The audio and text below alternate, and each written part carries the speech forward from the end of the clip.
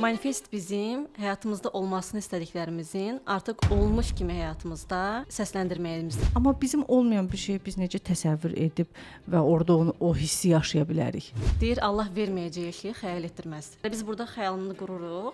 Amma onu bura daşımaq lazımdır. Çünki Allah bizi yaradarkən öz yaratma enerjisindən verir. Yaxşı, biz bu dərslərin hamısını alırıq.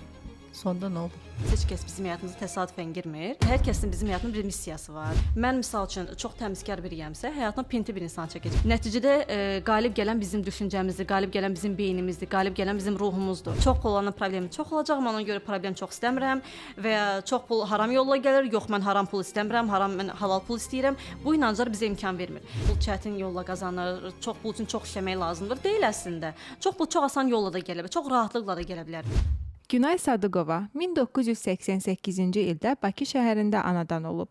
O, Azərbaycan Dövlət Pedaqoji Universitetinin məzunudur və təhsil sahəsindəki bilikləri ilə öz yolunu qurmuşdur.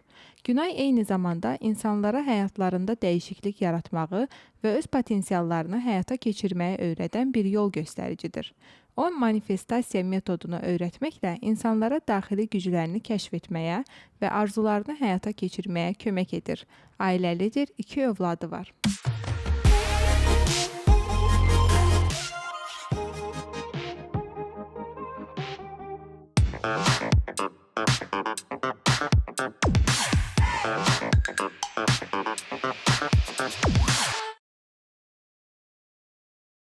Peşəkar video və podkast çəkilişlərinizi ən son avadanlıqlarla təmin olunmuş Biznesgar komandasına həvalə edə bilərsiniz. Həmçinin çəkiliş üçün otaq və səs avadanlıqları, kamera və işıq aksesuarlarının icarəsi mümkündür.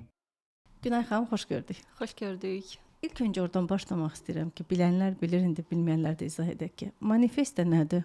Manifest bizim həyatımızda olmasını istədiklərimizin artıq olmuş kimi həyatımızda səsləndirməyimizdir, onu düşünməyimizdir. Yəni biz onu manifest edirik ki, onu həyatımıza çəkə bilək. Bir növ təsəvvür deməkdir bu. Bəli, vizualizə edirik, amma öncə yəni manifest olaraq sadəcə biz onu səsləndiririk, düşüncə olaraq keçiririk. Daha sonra vizualizə halına gətiririk. Misal üçün deyim ki, yəni bir çoxlarımızın arzusu yaxşı ev, yaxşı maşın, yaxşı bağ. Deyim ki, biz bunları istəyirik və otururuq sadəcə təsəvvür edirik, təsəvvürümüzü canlandırırıq və sonra necə olur? Sonra artıq bizim yaydığımız enerji ilə biz onu həyatımıza çəkməyə başlayırıq. Bunları elədiyimiz təqdirdə başqa nəsə eləyirikmi? Misal üçün, mən evdə oturub ancaq manifestə elədiyim halda bu mənə gələcəkmi, yoxsa mən özüm də hərəkətdə olmalıyam? Hərəkət bilirsiniz nədir? Hərəkət ancaq o ola bilər ki, biz onun enerjisinə bürünməliyik. Yəni başqa bir rituallar, texnikalar edə bilərik, bəli. Amma əsas odur ki, mən bu bağ evini istəyirəmsə, özümü həmin o bağın enerjisinə büründürməliyəm. Həmin o bağ artıq mənimdir kimi düşünməliyəm. O bağ artıq var. Mən özümü bağın içində gəzərkən təsəvvür etməliyəm. Yəni o bağın artıq mənim olduğu düşüncəsi olmalıdır məndə. O bağa mən sahibəm düşüncəsi olmalıdır məndə. Sadəcə manifest edirəm, bağım var, bağım olacaq, bununla deyil. Və ya bağım var yazmaqla deyil. O bağ artıq sənindir kimi hissin olmalıdır sənin. Yəni o burada olmalıdır ki, var. O artıq o arxayınlıq olmalıdır ki, o bağ mənimdir. O bağ var. Onun xəyalını tamamilə qurmaq lazımdır. Detalına kimi düşünmək lazımdır və onun varlığına əmin olmaq lazımdır ki, o bağ var və bir gün mütəqqəli mənim olacaq. Bu əslində biraz çətin deyilmi Günay xanım? Çünki bir var ki, adi biz misal telefon, biz görürük, alırıq onu, alandan sonra toxunuruq, o hissləri yaşayırıq.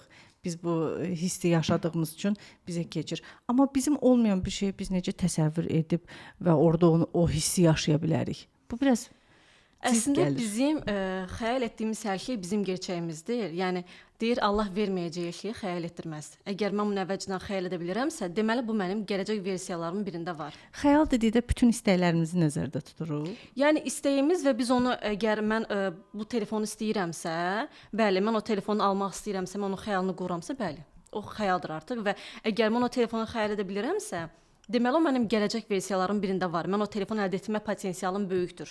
Onda hərəkətə keçmək lazımdır. Məsəl üçün deyirlər ki, filan şey eləmək istəyirəm, yenə də deyim ki, maşın almaq deyim ki, maşın almaq istəyirəm. Okay, maşın almaq istəyirsənsə, sən onu təsəvvür edirsən, səninki kimi hiss edirsən, mənimsəyirsən, bir növ düzdür, mənimsəyirsən. Sən artıq o modda gəzirsən ki, mənim maşınım var. Hə, mənim maşınım var. Onda sən markasına qədər, nömrəsinə qədər, rənginə qədər, yəni bütün xırda detalları var olmuş kimi. Biz sizcə sadəcə maşın da istəyə bilərik biz kainatdan. Yəni heç bir detalına girmədən. O ki o zaman kainat deyir ki, yəni sənin üçün fərqi yoxdur hansı maşın olsun, gəlməsin Opel verirəm misal üçün deyirəm.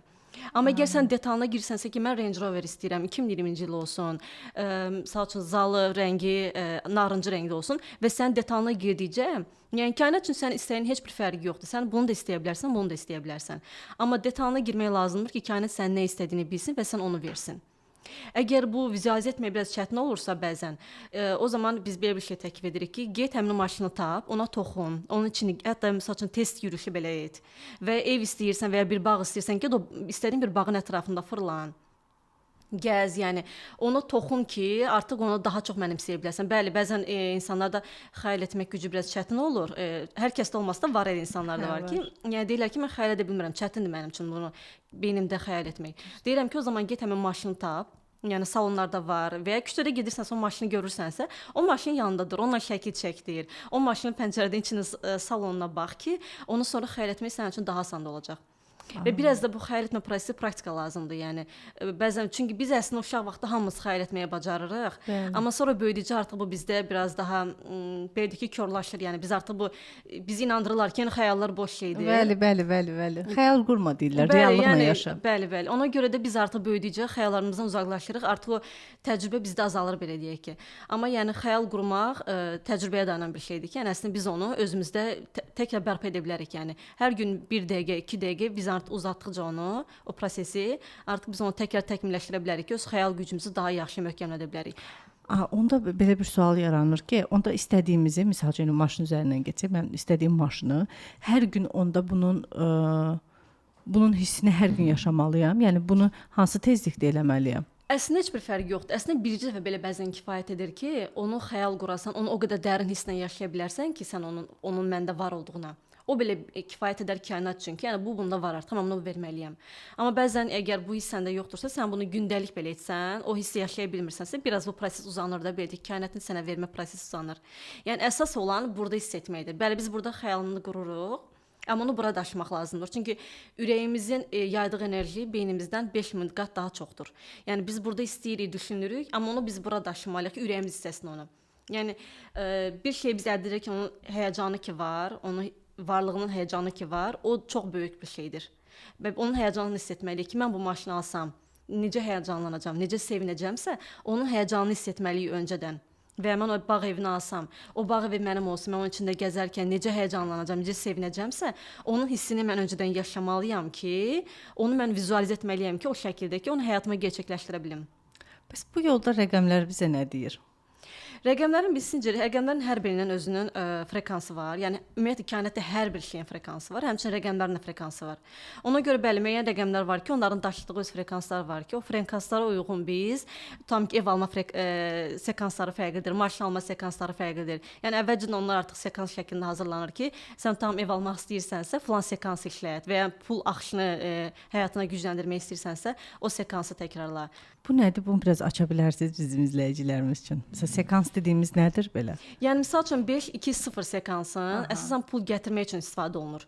Çünki 5-2-0 sekansında, yəni pul axını deyirlər güclüdür. Bunu yazırlar burada, səhv etmirəmsə. Yazırlar, bəli, o qola da yaza bilirik. Biz əsas sol qola biləyə yazırıq və ya misal üçün cüzdanımızın, pul qabımızın üzərinə yazırıq və ya bir vərəqə əgər biz manifest şəklində yazırıqsa ki, pul misal üçün mənə filan qədər gəlməyi niyyət edirəm, sonda 5-2-0 sekansını ora möhürləyirik. Və 7-7-7 var ki, məsələn 7 rəqəmləri möcüzə rəqəmlər sayılır, möcüzə sekans sayılır. Ona görə həyatımıza möcüzələr çəkmək istəyiriksə 7-7-7 yazırıq. Yəni yenə də bunu həmçinin biləyimizə, həmçinin arasa bir kağıza müəyyən bir niyyətimizi yazırıqsa, həyatımıza gerçəkləşdirməyini istədiyimiz bir niyyətimizi yazırıqsa, sonra 3 dənə 7 yazırıq ki, yəni bunu möcüzə şəklində reallaşdırmağa niyyət edirəm. Şimdi deyim ki, bir layihə var, bir layihənin üzərində işləməyi planlaşdırıram. Bu layihəni deyim ki, həftədə 7 dəfə deyim ki, videonu yayımlamağı planlayırıq. Bunu 7 dəfə ona görə yayımlayıram ki, o 7-7-7-nin enerjisini çəkim. Məsələn, bunu 7 dəfə şuurlu şəkildə yayımladığım halda həqiqətən o enerjini çəkirəmmi ora, yoxsa yox? Mütləq çəkirik, bəli. Hətta bəzi insanlar var ki, sırf ayın falan günündə, məsələn, falan tarixdə və ev alarkən belə falan qapıya nəzər yetirirlər ki, o qapının rəqəmi olsun həmin o evin üzərində. Ta qədim zamanlardan hökmdarlar, yəni ümumiyyətlə böyük insanlar böyük işlərini mütləq tarixlərlə, rəqəmlərlə görüblər, yəni. Çünki həmin rəqəmlər onlar biz indi biliriksə, amma onlar həmin zamanlardan biliblər ki, mütləq bu rəqəmlərin bir frekansları var.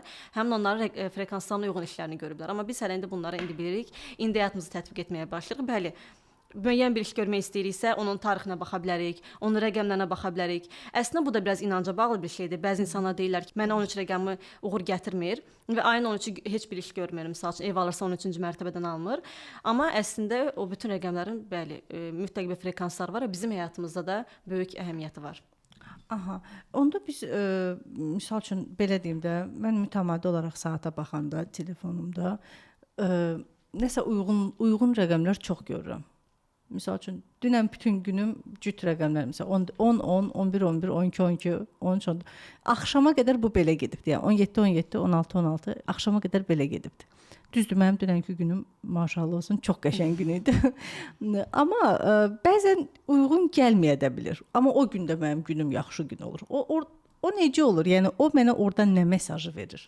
Əslində o biz cüt saatları görərkən o bizim günümüzə uğur gətirir və gətirmə deyil. O cüt saatların birincisi özünün hərəsinin bir ayrı mesajı var. Onu yəni girib axtarmaq lazımdır. Onların hər cüt saatın, hər rəqəmin daha doğrusu bir mesajı var. O həmçinin cüt rəqəmlərin də mesajı var. Hərəsinin ayrı-ayrı mesajları var.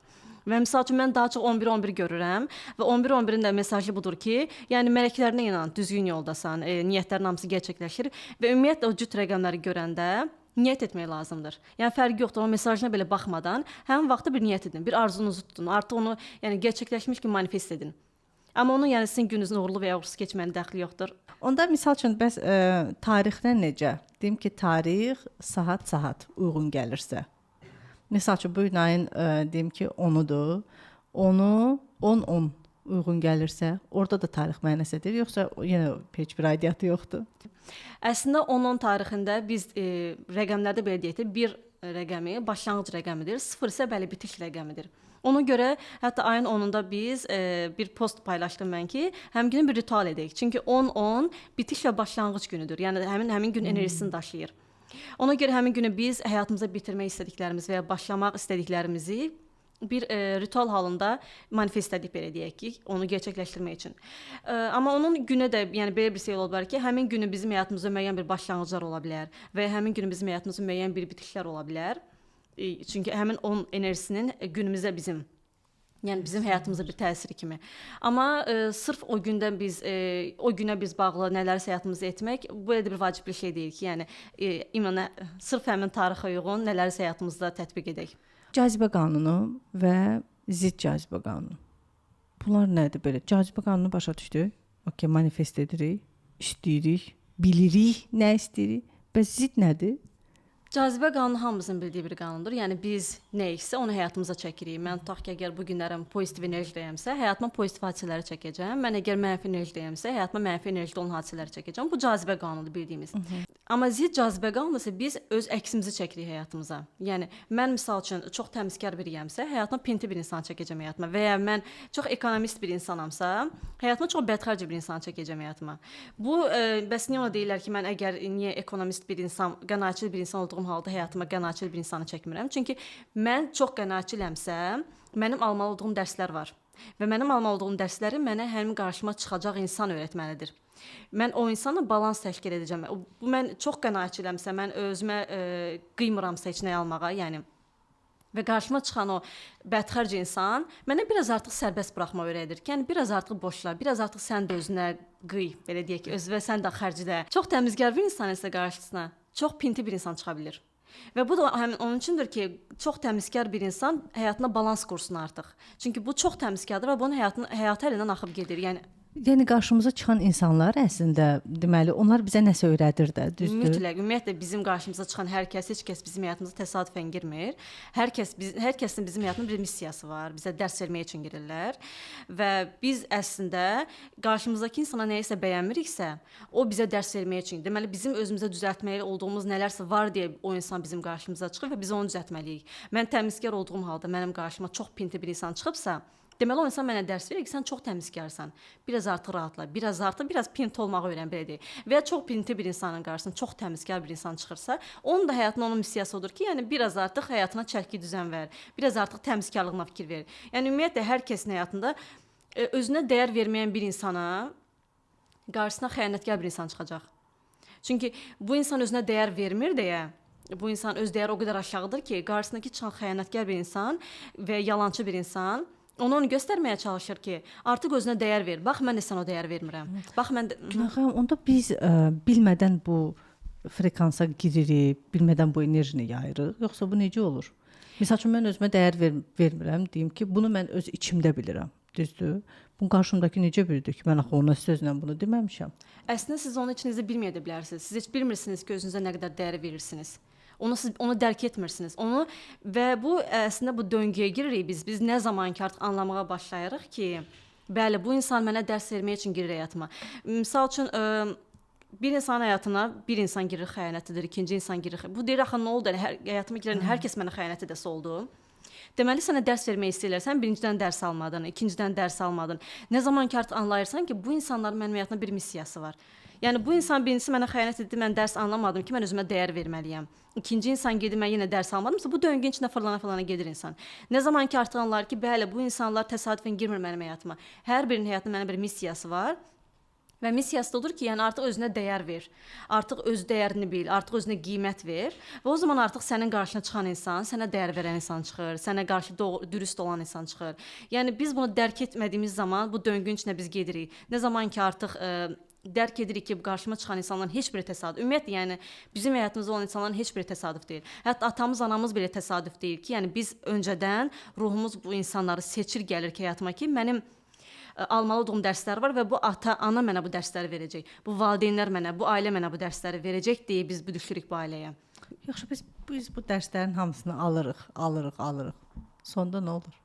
Sonra ruhumuz təkamülə doğru gedir və biz Allaha qovuşmaq deyirlər də onda. Yəni artıq bizim ruhumuz tamamilə saf təmiz hala gəlir. Yəni ona kimi müəyyən bizim dərsləri almalı. Hətta biz dərslərimizi almadığımız zaman növbətdə və dünyaya gələndə belə biz təkrar həmin dərsləri almağa başlayırıq. Təkrar həmin insanlara yenə misal üçün xəyanətkar deyim. Yəni yenə biz eyni ailələrin içində fırlanırıq. Nə zaman ki artıq biz dərslərimizi alırıq, ondan sonra bizim artıq ruhumuz təkamülə doğru gedir. Yəni biz artıq belə deyək ki, Allahın bir bəndəsinə çevrilirik, əsl bəndəsinə çevrilirik.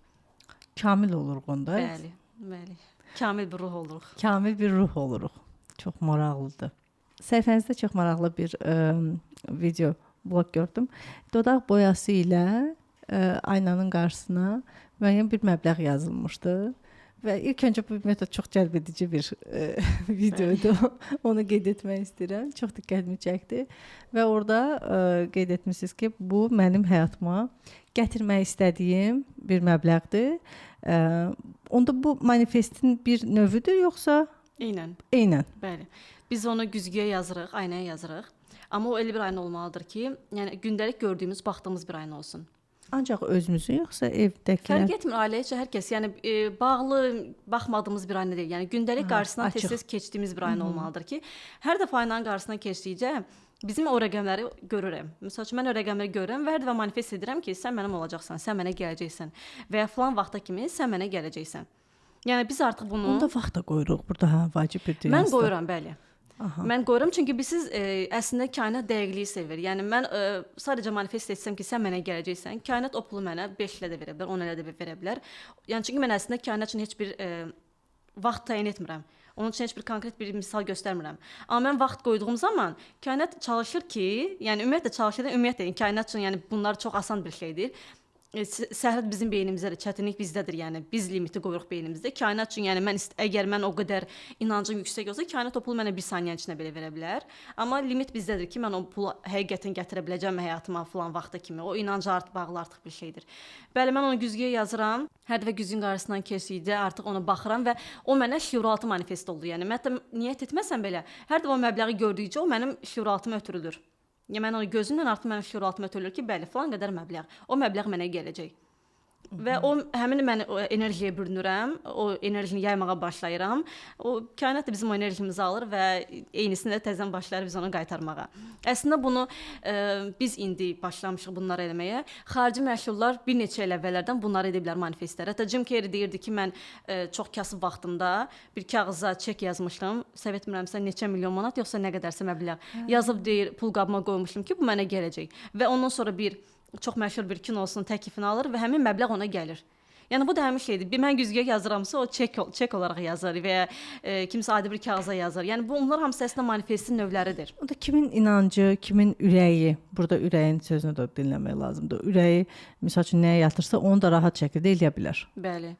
Yəni əgər sadəcə biraz dediyim kimi inanc lazımdır ki, mən 1 milyon manat yazsam o güzgüyə, bilirəm ki, yenə deyirəm, limit yoxdur kainatda, limit bizim beynimizdədir. Mən sadəcə 1 milyon manatı bu dəqiqə çətin mənim şiuraltım qəbul edə bilər ki, yəni sən 1 milyon manatı əldə edə bilərsən. Mənim inancımın əldə edə biləcəyi səviyyədə mən oraya yazıram ki, mən 100 min manatı əldə edə bilərəm, bəli. Aha. Onda bu mərhələli olmalıdır. Yəni bu praktika. Məsələn, insanlar var deyir ki, mən birdən-birə deyir ki, mən məsələn 5 milyon pul istəyirəm. Okay, 5 milyon istəyirsən, amma sən heç 1 milyonu yanaki görməmisənsə, 5 milyonu necə təsəvvür edə bilərsən? Əslində özünü inandıra bilsə, əldə edə bilər. Amma bu biraz çətindir. Yəni bu yenə praktika lazım. Ona görə mən təklif edirəm ki, hər zaman 1-1000 manatdan başlayın, o çox rahatlıqla əldə edirlər əslində. Sonra görürlər ki, aha, mən 1000 manatı yazdım və bu mənə gəldi. Növbət dəfə 3000 manat yazmağa başlayır və görür ki, 3000 manat da gəlir. Və elə mərhələ qaldıranda artıq sonra 100 min manatı, 1 milyon manatı belə rahatlıqla əldə edə bilirsən. Çünki bilirsən ki, nə yazırsansa onu çəkə bilirsən özünə. Amma praktika olmadan birdən-birə bəli durub güzgüyə 500 min manat, 1 milyon yazsan, onu biraz çəkmək, sonra deyirlər ki, bəs mənə niyə alınmadı? Çünki sən heç bir praktikan yoxdur və sən birdən-birə 1 milyon manata fokuslanırsan, amma şiuraltı ona inanmır. Onu bilir ki, onu cəlb edə bilməyəcək həyata. Əslində bilir, amma sən inanmırsan. Sənin buradakı limitlərin bilir ki, mən 1 milyon manata çəkə bilmərəm həyatıma. Yəni bu praktika bizdə o limiti yavaş-yavaş qaldırmağa kömək edir ki, 1000 manatı mən əldə edə bildim şiuraltından, 2000-i, 3000-i, mən deməli 3000 əldə edə bilirəmsə, 1 milyon manatı rahatlıq əldə edə bilərəm, həyatıma çəkə bilərəm. 2010-cu ilə kimi mən həyatımda çox böyük möcüzələr yaşamışdım. Yəni əslində indi üçün mənim üçün möcüzə deyil onlar, amma o vaxtçı möcüzələr idi. Və həmin möcüzələrdə mən belə deyək də heç vaxt görmədiyim, bilmədiyim, tanımadığım bir şeyi necə xəyal edirdimsə nöqtəsinə kimi, eynisini də həyatıma çəkə bilirdim, yəni təzahür etdirə bilirdim. Mənim əslində cavabsız suallarım olur ki, axı mənim yoxdan var etmə deyə bir qüdrətim yoxdur. Mən necə olur ki, görmədiyim bir şeyi həyatımda olduğu kimi nöqtəsinə kimi xəyal edib onu həyatımda təsəvvür edə bilirəm, təzahür etdirə bilirəm. Çünki Allah bizi yaradarkən öz yaratma enerjisindən veribdi. Yəni o yaradıcı bizə öz yaratma enerjisindən veribdi və bizim xəyal etdiklərimiz əslində bizim gələcək versiyalarımızdan biridir. Yəni əgər mən bunu xəyal edirəmsə, bu mənim gələcək versiyalarımın birində var.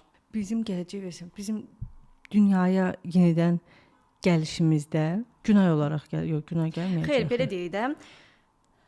Deyir ki, xəyal etdiyin hər şey gerçəkdir və Allah verməyəcək şeyə xəyal etdirməz. Yəni məsəl üçün siz mənə xəyalınızı danışın, mən deyəcəm, okey, gözəl xəyaldır, amma mən onu xəyal edə bilməyəcəm. Və ya mən sizə xəyalımı danışım, mən belə bir ev istəyirəm, belə bir həyat istəyirəm. Deyirsiniz ki, yaxşı, gözəl xəyaldır, amma siz onu mənim kimi xəyal edə bilmərsiniz. Çünki bu mənim gələcək versiyalarımdan biridir. Mən əslində belə deyək, zamanı büksək, mən tam bunu indi istəyirəm, amma 5 il sonra üçün istəyirəm. Mən də zamanı büksəm, mən həmin 5 il sonraki evin içindəyəm hazırda və ya mən 5 il sonraki həmin maşının içindəyəm əslində. Yəni bunlar mənim xəyal etdiyim əslində şeylər, versiyalar, mənim gələcək versiyalarımdan biri. Yəni onlar var artıq. Mən başa düşdüm, hə. Yəni olmaq istədiyim yerdəki mən, düzdür? O istəyib deyənə indiki mənə gəlir, bu təzahür eləyir. Bəli. Əslində keçmiş və gələcək deyə bir şey yoxdur. İndi var sadəcə. Necə ki biz keçmişi xatırlayırıq, eyni də biz əslində gələcəyi xatırlayırıq. Amma biz gələcəyi onu görmürük deyə ona inamımız yoxdur. Keçmişi yaşamışıq deyə bilirik var, amma gələcəyi indidən görə bilmirik deyə inamımız yoxdur ki, yəni bəlkə də xəyaldır bu. Əslində elə deyil. Yəni biz dərk etsək ki, nə keçmiş var, nə gələcək var. Biz necə keçmişdən bizə mesajlar gəlir xatirə olaraq, eynisi də bizə gələcəkdən mesajlar gəlir xatirə olaraq. Yəni biz artıq bunları dərk etsək, Bilərik ki, bizim bu xəyal etdiklərimiz nə qədər gerçəkdir və biz onu daha çox enerji verib onu həyatımıza çəkə bilərik. Əslində yəni bunlar seçimdir. Yəni bizdə seçimlər çoxdur, versiyalarımız çoxdur. Mən kasıb olmağı da seçə bilərəm. O da mənim bir versiyam ola bilər və ya çox zəngin birisi kimi də versiyam var mənim. Amma mənim indiki inancım nədirsə, hansına inanıramsa, onu da gerçəkləşdirəcəm həyatımda. Bu bir növ qorxularla bağlı da ola bilər ya əslində. Mütləq qorxular və inanclarımız. Əgər mənim inancım, mənim əgər qıtlıq bilincindəyəmsə, mən deyirəmsə ki, yox, mənim misal üçün deyirəm, atam kasıbdırsa mən necə varlı ola bilərəm ki, və Azərbaycana pul qazanmaq çox çətindir. Kimdir qabağa gedən kimi fikirlərim olsa mənim. Təbii ki, mən o zaman digər mənim zəngin versiyam elə xəyal olaraq da qalacaq. Mən kasıb versiyamı gerçəkləşdirəcəm. Ha, onda baxır ki, sən içində nəyi oyadırsan? Bəli, hansına enerjimi verirəm? Hansına enerjini verirsən? Hansına fokuslanırsan? Pis yaxşıdır da, pis yaxşı, eyni bütün yəni yaxşı mələk, pis mələk olmur düzdür. Yaxşılıq və pislik eyni məsələdir də onda, ikiyə bölünür yenə də. Ha, başa düşdüm.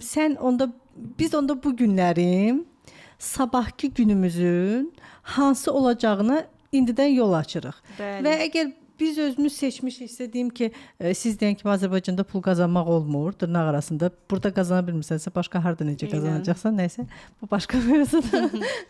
Amma heç kəsdən razı deyiləm bu barədə, mən qətiyyən. Burada deyirik ki, əgər mən deyirəm ki, modaya girmişəm ki, Azərbaycanda pul qazanmaq olmur, mən çıxıb gedirəm xaricdə qazanacağam. Onda o da var axı, bəs xaricə gedir qazanacaqsa, onda necə olacaq? Çünki o bilir ki, xaricə gedəcək və qazanacaq. Onda o inanc var ki, mən gedəcəm xaricə, mən qazanacağam. Əslində o inanc burada da olsa, burada ki, mən pul qazana bilərəm, mən pul qazanacağam, o burada da qazana bilər. Amma ona fokuslanır ki, mən Azərbaycanda pul qazana bilmirəm. Burada yol yoxdur. Amma mən xaricə getsəm qazanacağam. Ki, əslində gedib qazanmayanlar da çoxdur, yəni geri qayıdanlar da çoxdur, yəni.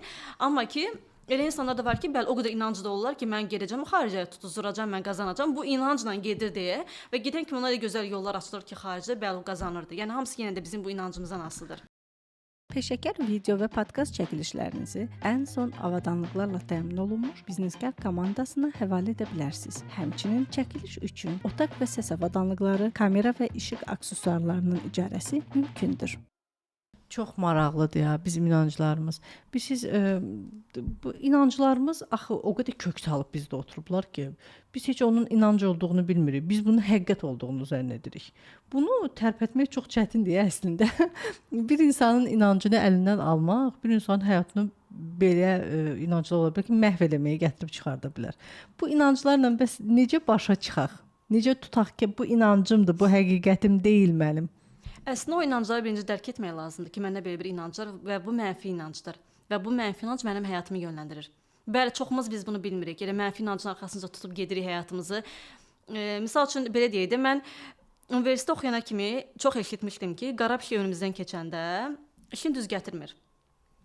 Və bir gün mən universitet imtahana gedəndə önümdən qara pişik keçdi və mən artıq gördüm ki, o inancı məndə oyandı ki, mən imtahandan kəsiləcəm deməli. Qarşımda qara pişik keçdi. Və gördüm bu inanc məndə var. Dedim yox, mən bu inancı dəyişdirirəm. Mənim nə zaman qarşıma qara pişik keçirsə, mənim işlərim düz gətirir. Mən ona dedim və həmin gün pişiyə təşəkkür etdim və getdim, imtahanlarını keçdim.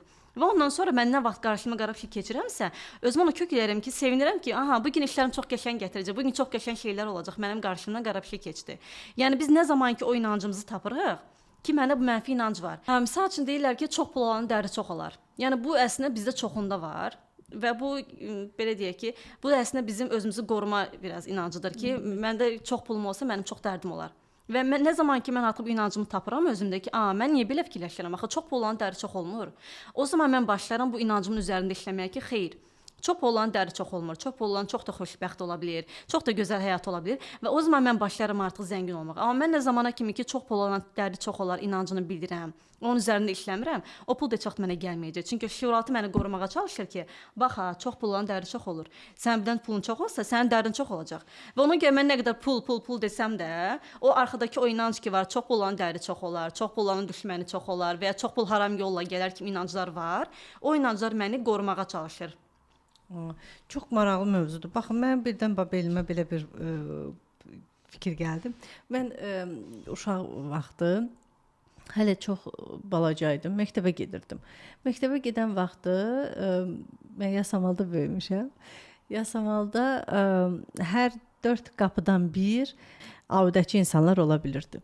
Mən onlardan o qədər qorxmuşdum ki, yəni onların o hal vəziyyətindən. Mən hələ məktəbə gedən uşaq, mən dedim ki, mən ailə quranda mən oğlan övladı istəməyəcəm. Deyirlər ki, nə üçün? Deyirdim ki, baxın, o da belə ola bilər. Mən uşaq vaxtı özümə görə necə bir mənfi inanc yükləmişəm və mən bunun fərqində deyildim. Məsəl üçün, mən indi başa düşürəm ki, bu bir paradigmadır. Mən parazit də deyirəm buna. Bu beynimdə oturan parazitdir. Əslində bir çox valideynlərin qorxu yeridir bu. Onda bu inanclarını dəyişmək hər mövzuda uyğundur da. Yəni hər mövzuda bunu eləyə bilərlər, düzdür? Bəli, hər mövzuda biz inancımızı dəyişə bilərik, amma əsas məsələ o inancı tapmaqdır ki, mənim belə bir mənfi inancım var.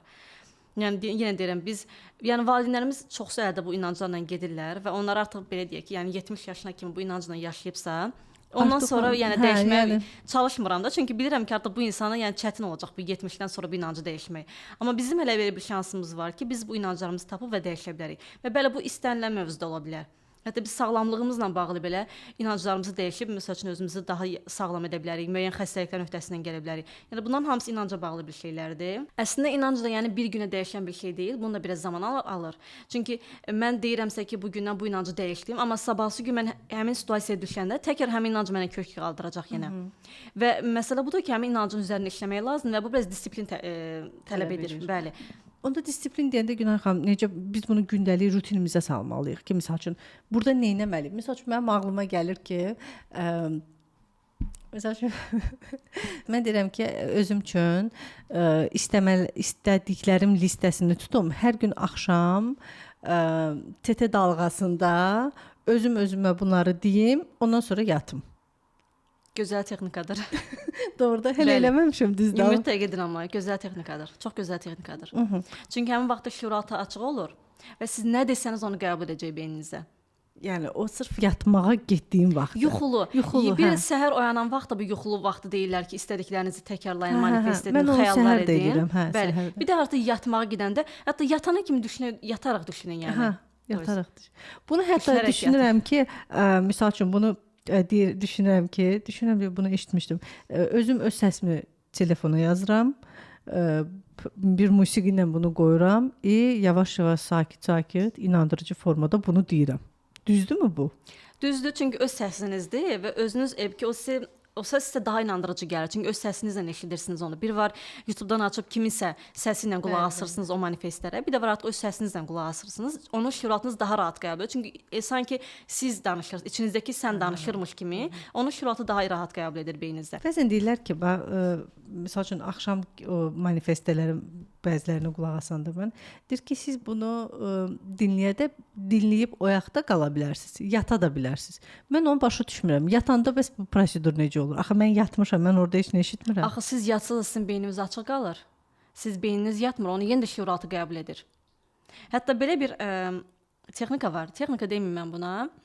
Məsəl üçün uşaqlarla biz bunu daha çox işləyirik. Mən özü qızımla işləmişəm. Uşaqların müəyyən bir qorxusu varsa və ya müəyyən bir dəyişmək istədiyimiz bir şey varsa, o yuxuya gedəndən sonra biz ona başlayırıq danışmağa. Çünki o yuxuda olarkən belə o qəbul edir, o bizim danışıqlarımızı eşidir. Mənim məsəl üçün qızın hörümçək qorxusu vardı. Hətta qorxu deməyim, fobiyası var idi. Yəni hörümçək görəndə bizimkilərdə də var. Çox böyük isterika keçirirdi, yəni bədən titrəyirdi, saatların özünə gələ bilmirdi. Və mən başladım bununla məşğul olmağa. Yəni o yuxuya gedəndən sonra, harasa yuxuya getdiyindən bir 15-20 dəqiqə sonra artıq demək olar ki, bilirəm ki, əminəm ki, o uşaq yatıbdı. Və başladım onunla mən söhbət etməyə ki, sən hörümçəkdən qorxmursan, sən hörümçəkləri sevirsən, bilirsən ki, hörümçək sənə heç bir şey etmir kimi, yəni onu güvənə gətirəcək, onu güvən halına gətirəcək, mən ona söhbətlər etməyə başladım. Bu çox olmadı, 2 dəfə, 3 dəfə belə oldu. Və indi artıq qızım, hansı ki, həmin dövrə kimi qızım kitablarda hörümçəyin şəklinə belə baxa bilmirdi ki, yəni qorxurdu. İndi amma hörümçəyi görür, yəni imkanı olsa əlinə basıb öldürər, o dərəcə artıq qorxu yoxdur onda. Yəni o yuxu vəziyyətini o demək istəyirəm ki, yuxu vəziyyətində şüuraltı açıq olur və biz nəyi deyiriksə o qəbul edir. Və yuxu vəziyyətini isə ümumiyyətlə şüuraltı daha rahat qəbul edir həmin vəziyyətdə. Çox maraqlı mövzudur. Həqiqətən deyirdim ki, çox dərin mövzudur bu. Bəli, çox dərindir. Saatlarla danışardım, amma vaxt yoxdur təəssüf ki. Bəs dərmanların bizim həyatımıza, bizim enerjimizi aşağı salmasına nəsə bir təsiri varmı? Enerjimizi deməyim, amma bir şey deyim ki, dərman da inancıdır yəni. Əslində biz dərmanı atırıq və mən bilirəm ki, bu ağrı kəsici dərmanı atacağam və mənim ağrımı kəsəcək. Hətta bəzən belə bir testlər olunub ki, kiminsə ağrısı olanda ona vitamin veriblər ki, bu vitamini iç, sənin ağrın keçəcək. Həqiqətən vitamin içib və ağrısı keçibdi.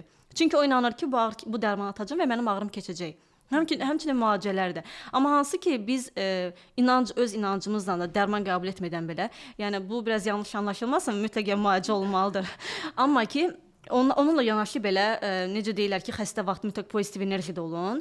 Çünki ən ağır xəstəlik olan xərçəngdə belə bunun qalib gələn də var, gəlməyən də var. Bəli. Və onda deyirlər ki, mütləq bunda pozitiv enerjide olmaq lazımdır. Həmin xəstələrə mütləq pozitiv enerjide olmaq lazımdır. Çünki nəticədə qalib gələn bizim düşüncəmizdir, qalib gələn bizim beynimizdir, qalib gələn bizim ruhumuzdur. Yəni əgər mən pozitiv enerjide oluramsa, mən sağalacağıma %100 inanıramsa, o mütləq mən onda qalib gəlirəm. Amma biraz o xəstəliyə məğlub olmaq deyək ki, və öncədən yəni artıq sən özünü məğlub olmuş sayırsansa o xəstəliyə, nə qədər müalicəsini alsan, sadəcə uzada bilirsən, amma sonda nəticəsini dəyişə bilmirik. Bəs çox maraqlı bir məsələ də var ki, pul vermək. Məsələn, deyim ki, biz kimsə borc istəyir, borc veririk. Bu necə olur bu prosedur? Borc verəndə biz enerjimizi vermiş oluruq, yoxsa necə cərəyan edir orada məsələlər? Əslində borc verəndə biz deyirlər ki, bərəkət enerjini verirsən. Hətta bəzi insanlar deyirlər ki, mənə borc verməyə düşmür. Borc verdim, bərəkətim getdi o insana. Hətta inanırlar ki, mən verdim filan kəsə borc, o insanın bərəkəti artdı, mənimsə bərəkətim azaldı. Çünki necədir? Biz kiməsə pul verəndə bizim bir növ nə qədər desək də bizim fikrimiz qalır o pulda ki, mən filan kəsə borc pul vermişəm. Və mənim artıq o verdiyim pulda qalır mənim enerjim. Amma o pul məndə deyil, axı mən o filan kəsə vermişəm deyə öz bərəkət enerjimi o insana ötürürəm. Ona görə mütləq borc verərkən biz o pulu nə vaxt alacağımızı bilsək belə, o pulu enerjimizi kəsməliyik. Yəni o pulu almayacağını bilərək verməlisən. Yəni yenə deyirəm, almalısan. Gəlməyə də bilər. Bəli. Yəni ona verərkən artıq gəlməyə də bilər. O pul enerjini kəsməlisən ki, mən o pulu verdim. Hətta niyyət edə bilərsən ki, yəni niyyət edirəm o pula bütün enerjimi kəsməyə ki, öz bərəkətin o insana getməsin. Həmçinin özün də o gözləntidə olmayasan ki, mən o pul verdim və o mənə gələcək, nə vaxt gələcək, niyə vermədi deyərkən artıq sən öz cibində olan pula deyil, verdiyin pula fokuslanırsan, bütün enerjini ötürürsən həmin pula və bu zaman artıq sənin bərəkətin də qaçmış olur. Ona görə kiməsə borc verərkən mütləq enerjimizi kəsməliyik o pulla, o borcla ki, yəni verdim, versə də olar, verməsə də olar. Yenə deyirəm, bunu gözləyirsən çünki verməlidir o sənə. Amma yenə də enerjini kəsməlisən o pulla ki, sənin bərəkətin getməsin, sənin bərəkətin qaçmasın o pulla. Çox maraqlı mövzudur. Baxırsan ki, o bundan qabaq kiməsə bir neçə min pul veribdi. İndiyənə qədər deyir ki, o mənim pulumu vermədi. Deməli, o danışdı deyənə o puldan öz enerjisini bağladı ki, buna yeni pul gəlməyinin qarşısını aldı. Çünki gözləntidə olur. Çünki bütün enerjisi o pulda olur. Fikir o pulda qalır. Ona görə. Amma yəni əslində yenə deyirəm, o hər kəs o pulunu istəyir geri alsın, amma ki gərək enerjide olmayasan, əgər o enerjide olmayasan ki, yəni mənim pulum onda qalıbdı. Yəni o sənin elə ki bir enerji parçan o pulda qalır və qaçırmış olursan belə deyək onu. Başqa biz enerjilərimizi harda xərcləyirik bilmədən? Kimləsə mübahisə edərkən o həmin insana enerjimizi xərcləmiş oluruq. Məsəl üçün, bəzən kimsə aqressiv bir insan gəlir, sən çox pozitiv bir enerjiyə gedirsən və aqressiv bir insan gəlir, başlayır sənə mübahisə eləməyə, sən bilmədən başlasan o insana mübahisəyə girməyə. Və sonra görsən ki, sənin bütün keyfin pozuldu, sənin bütün günün korlandı. Deyirsən gül kimi enerjin var idi, gül kimi əhval-ruhiyyən var idi, bu insan korladı. Çünki o insan sənin enerjini alır. Yəni zibil maşını deyə bir qanun var ki, yəni bu insan özü mənfi enerjilə gəzir və öz enerjisini tökməyə bir yer axtarır. Belə də zibilini tökməyə bir yer axtarır və onun qurbanı həmin anda sən ola bilərsən. Və sənə bütün zibilini tökə bilər və onda sən artıq həmin mənfi enerjini daşımış olursan. Ona görə çalışın ki, biraz aqressiv insanlarla və ya küçədə kimləsə mübahisə edərkən mübahisəyə girməyin. Yəni tanımırsınız, ümumiyyətlə mübahisəyə girməyin. Yəni olur da marketdə və növbədə kimləsə biz başlayırıq mübahisəyə girməyə. Və günün sonunda bizim korlanmış olur əhval-ruhiyyəmiz, bizim əsəbimiz korlanmış olur. Hansı ki, bəlkə də o insan çox böyük aqressiya ilə gəlib durmuşdu həmin növbədə və belə deyək ki, aqressiyasını tökməyə yer axtarırdı. Arxasında duran sənə və önündə duran sənə tökmüş olur və nəticədə qurban sən olursan. Və sən bilmədən həmin insana mübahisəyə girəndə onun mənfi enerjisini özünə çəkmiş olursan, öz müsbət enerjini də artıq onu ötürmüş olursan. Və o insan artıq çox rahatlanmış şəkildə gedir, çünki tökdü artıq, belə deyək, öz zibilini tökdü sənə, çıxdı getdi, yəni əsəbləri soyudu. Çünki kimləsə artıq dalaşdı, o içindəki kini tökdü kiməsə. Ona görə yəni çalışın ki, tanımadığınız, bilmədiyiniz insanlarla mübahisəyə girməyin, sən düzü deyin, keçin yəni.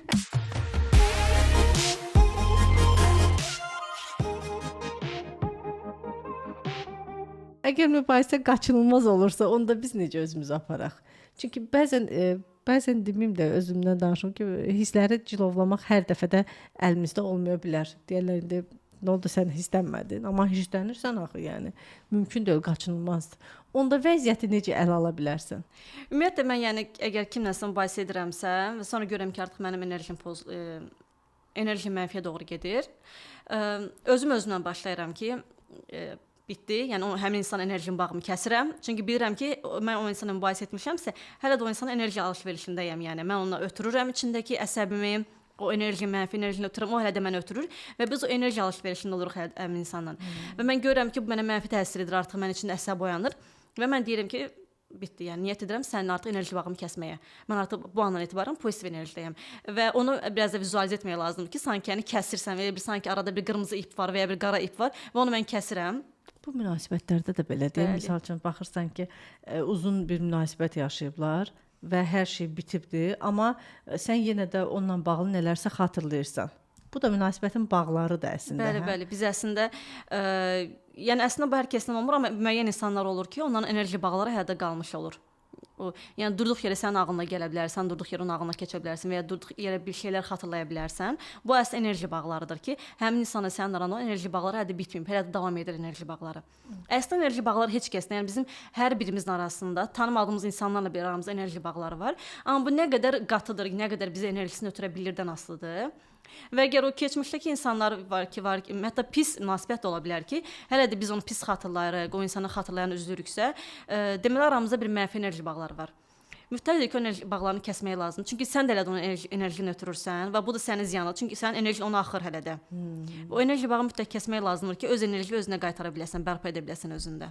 Bir də bir hadisə olur, deyim ki, elə uşaq vaxtı ola bilər və yaxud da gənc və yaxud da hər işdə daha çox da ola bilər belə hadisələr. Deyim ki, bir travma yaşamısan, işdən ayrılmısan və yaxud da ailədən ayrılmısan. Amma o insana demək istədiyin sözləri, ürəyindəki hissləri, onun sənə yüklədiyi hissləri sən ona heç cür izah edə bilməmisən. Bu hələ də sənə belə Lord dedisi yandırır. Yandırır, yaxır ki, axı mən bunu belə eləməmişdim. Onlar mənə belə dedilər və mən nəticə etibarilə pis oldum orada. Hələ də özün günahkarsan. Burada necə bəs çıxış yolu çıxmalıdılar? Əslində bizim o yaşadığımız hadisələr hamısı bizə dərsdir. Biz yəni onda anlamalıyıq ki, bu hadisənin mənə vermək istədiyi dərs nə idi? Yəni mütləq o hadisə yaşanan zaman bizə edilən hansısa pislik olubsa və ya biz özümüzü ifadə edə bilməmişiksə, mütləq ki, həmin hadisədən bizim çıxartmalı olduğumuz bir dərs var ki, biz o hadisəni yaşamışıq. O insan bizə o sözləri deyibdi.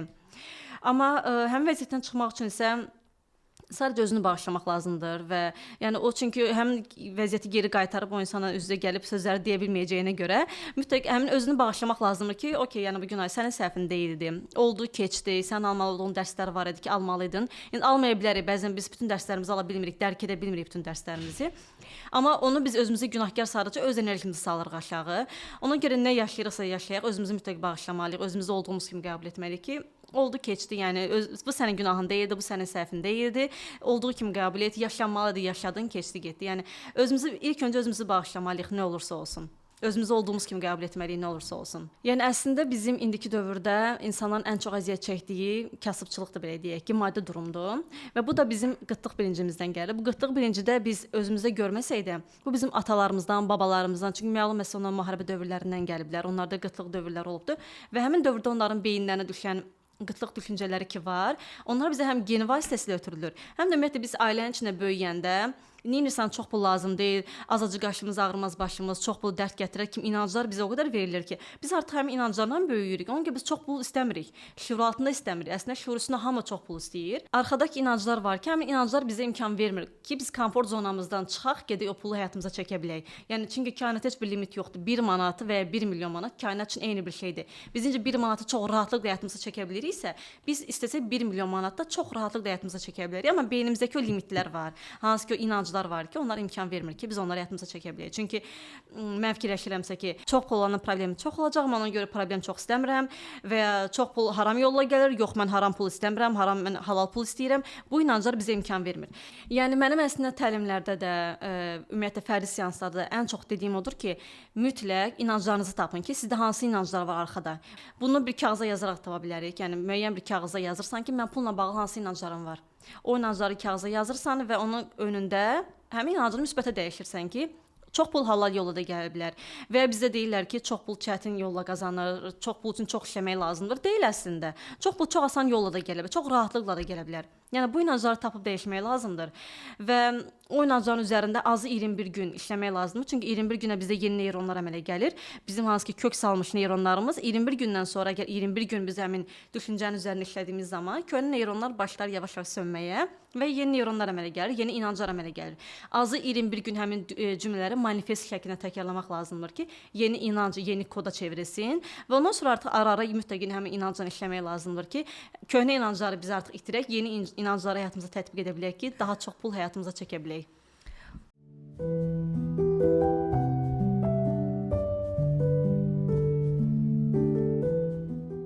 Çox təşəkkür edirəm. Çox gözəl, mənim özümdə bəzi məsələlər vardı ki, mən onlara hələ də cavab tapa bilmirdim. Amma həqiqətən bu söhbətin içində mən onlara cavab tapdım. Hətta fikirləşirdim bir-iki dəfə də psixoloqa yanına bəlkə gedim. Başa düşdüm ki, bu əslində inancla bağlıdır. Bəli, hər şey. İnanclarımı düzəltməliyəm mən orada. Mən sizə təşəkkür edirəm. Ümumiyyətlə saatın necə keçdiyini heç bir fərqinə varmadıq. Mənim üçün də. Çox xoş oldu. Mütləq şəkildə inşallah bir də görüşlərimizi davam elətdirərik. Mən sizə təşəkkür edirəm dəvətiniz üçün və danışmalı çox-çox mövzu var. İnşallah təkrar görüşüb təkrar danışmaq istəyirəm. İnşallah. Xoş oldu. Çox sağ olun.